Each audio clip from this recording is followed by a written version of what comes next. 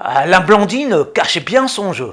Petite sainte, parfaitement innocente, éprise de la religiosité la plus licoreuse, meublant sa tête vide avec les plus chastes pensées inspirées par son missel. Elle passe ses journées à tripoter les chapelets de son virginal foyer et ses soirées à s'asperger du contenu du bénitier de l'église. En réalité,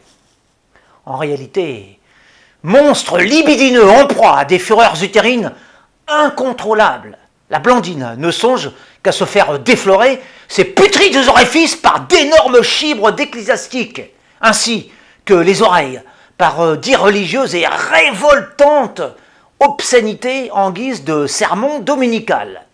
À 42 ans, cette Lilith, vêtue de blanc, n'a connu que des rêves salaces au lieu d'hommes. Il est à préciser qu'en termes d'appât, cette oie sombre se résume en une longue, sèche et redoutable ronce.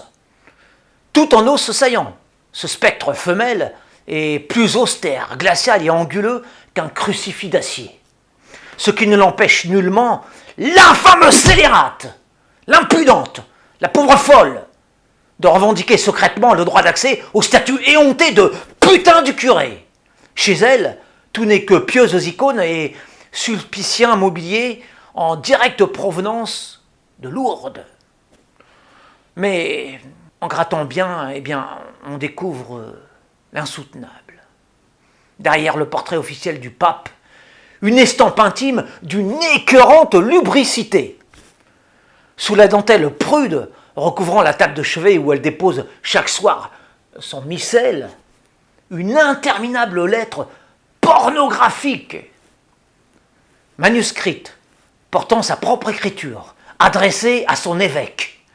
Des évocations sexuelles immondes, des mots comme des blasphèmes, des rêveries érotiques outrageuses, une imagination scabreuse, pleine de corruption et de dérèglement, une tempête verbale d'une bestialité inouïe, un volcan de vitriol charnel miasmieux en éruption après des années de frustrantes et venimeuses rétentions.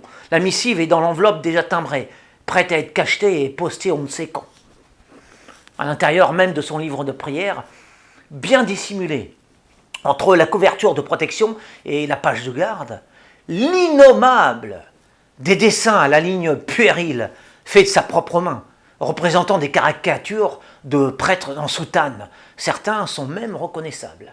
Au sexe surdimensionné, en train de la saillir dans les positions les plus déshonorantes. Elle s'est d'ailleurs elle-même comiquement figurée avec des opulences imaginaires aussi indécentes qu'irréalistes. Mais de tous ces outrages aux mœurs, nul n'est censé s'offusquer, car l'essentiel est que l'hypocrite Blandine continue pendant encore des années à sauver les apparences.